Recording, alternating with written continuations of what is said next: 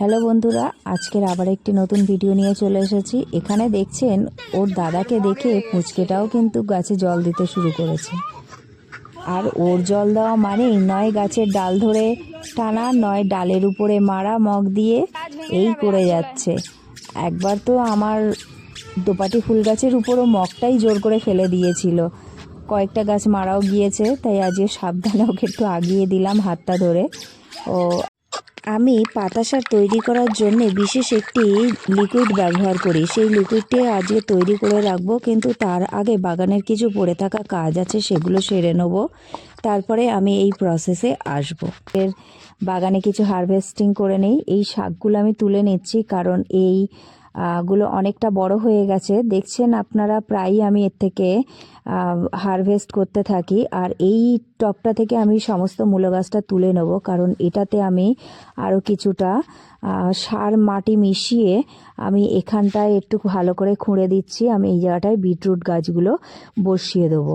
ধীরে ধীরে যেই বাস্কেটগুলো, মূলোর বাস্কেটগুলো খালি হতে থাকবে, তখন কিন্তু আমি ওর মধ্যে বিটরুট গাছের গুলোকে বসিয়ে দেবো। কারণ আপনারা দেখেছেন মূলো গাছ কিন্তু আমরা মাটিতেও বসিয়েছি শাক খাওয়ার জন্যে, সেখানেও গাছগুলো বার হয়ে গেছে।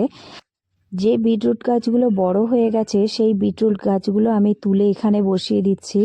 আবার কিছুটা বিটের দানা এনে ছড়িয়ে দিতে হবে, কারণ আমি আগেই বলেছি আমার হাতে বিটরুট গাছটা জানি না কেন ভালো হতে চায় না। যতবারই বসাই ততবারই কিন্তু আমি এর থেকে ভালো রেজাল্ট পাই না। আমি এইভাবে বাস্কেটে আগে বিটরুট গাছ বসাইনি। আমি যতবারই বসিয়েছি ততবার মাটিতেই বসিয়েছি। এইটা একটু বেশি গভীরে দিয়ে দিতে হবে, কারণ বিটরুট গাছের এই গোড়াটা থেকেই কিন্তু বিট তৈরি হবে। আমি এই জায়গাটা মাটিটা খুঁড়ে রাখছি, আবার কিছুটা দানা এনে আমি এখানটায় ছড়িয়ে দেবো। এখন আমার কাছে দানা নেই, দানাটা কিনে আনতে হবে, তারপরেই আমি দিতে পারবো। তার আগে মাটিটা খুঁড়ে রাখছি, গাছ দিতে সুবিধা হবে। এখানে কিছু গাছের মধ্যে খুব ঘাস হয়েছে, আমি সেইগুলো একটু পরিষ্কার করে দিচ্ছি আজকের। আর এখানে দেখছেন টবটা আমি পরিষ্কার করেছিলাম, এর মধ্যে বেশ কিছু গাছ হয়েছে। আর কিন্তু অ্যালাইসাম ফুল গাছটাও কিন্তু এর থেকে আমি দেখতে পাচ্ছি। আর এর মধ্যে তো বেশ কতগুলি টমেটো গাছের চারা হয়েছে, ওগুলো আরেকটু বড় হলে আমি আলাদা ব্যাগের মধ্যে দিয়ে দেবো। এই টবের মধ্যে রক্ত গেঁদা এবং আগের বছরের কাটিংয়ে লাগানো আমার কিছু চন্দ্রমল্লিকা গাছ হয়েছিল, সেই গাছগুলোকে আমি এখানে লাগিয়ে দিয়েছি।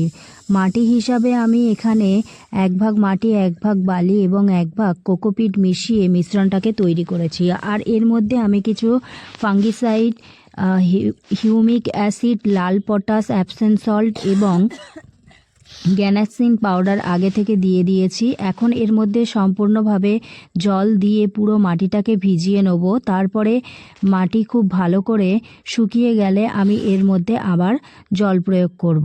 এই কাটিংগুলো আমি এর আগে লাগিয়েছিলাম বালির মধ্যে, তার মধ্যে থেকেই গাছগুলো বড় হয়েছিল, কিন্তু বিশেষ কিছু কারণে আমি গাছগুলোকে যত্ন করতে পারিনি, তাই আমি এখনই গাছের মধ্যে, টবের মধ্যে এগুলো বসিয়ে দিচ্ছি। আমার কাছে কিছু ভার্মি কম্পোস্ট রাখা ছিল, সেই ভার্মি কম্পোস্ট কিছুটা আমি এর মধ্যে মাটি মিশিয়ে দিয়েছিলাম।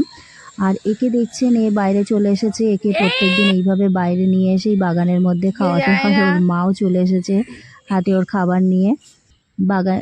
আর আজকের আমি এই ওয়েস্ট ডিকম্পোজারটা তৈরি করব, কারণ আমি আগেই বলেছিলাম আমি কিছু পাতা সার তৈরি করেছিলাম। সেই পাতা সার তৈরি করার জন্য কিন্তু আমি আগের বছরে এই ওয়েস্ট ডিকম্পোজার দিয়েই কিন্তু আমি এবছরের জন্যও আমি কিছুটা ওয়েস্ট ডিকম্পোজার তৈরি করে রাখবো, কারণ এটা শুধুমাত্র সার তৈরি করতে নয়, গাছের ক্ষেত্রেও কিন্তু সার হিসাবে ব্যবহার করা যায়।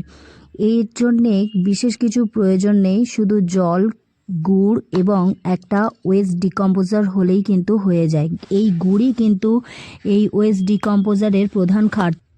যে জৈব সার বা পাতা সার বা গোবর সার তৈরি হতে 2 মাস, 3 মাস বা 6 মাস বা 1 বছর সময় লাগে, সেই জিনিসটা কিন্তু এই ওয়েস্ট ডিকম্পোজারের জল মিশিয়ে দিয়ে তৈরি করলে কিন্তু 2 মাস বা 3 মাসের মধ্যেই কিন্তু সেই সারটা পেয়ে যায়, কারণ এটি খুব দ্রুত গাছকে পচিয়ে দেয়।